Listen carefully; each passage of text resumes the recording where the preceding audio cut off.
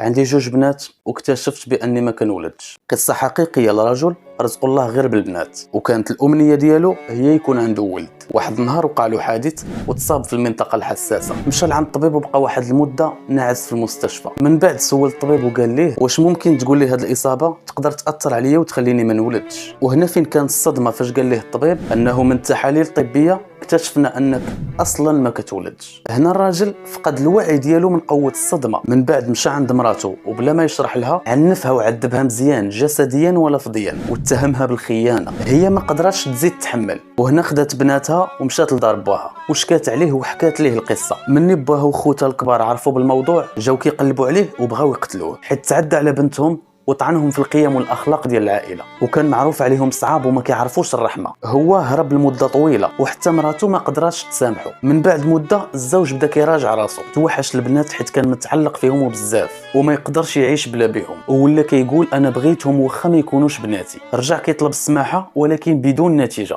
وبسبب هذا الشيء اللي وقع عاش في ندم شديد وجاوه اضطرابات نفسيه، وللاسف فقد العقل ديالو وعاش متشرد في الشوارع حتى جا واحد النهار وتوفى.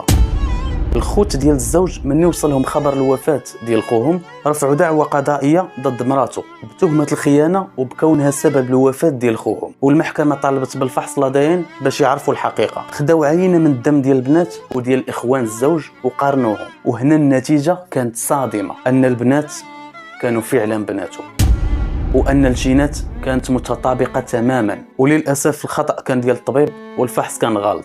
العبرة من هذه القصة أن الاستسلام ديالك لوسوسة الشيطان يقدر يدمر لك حياتك.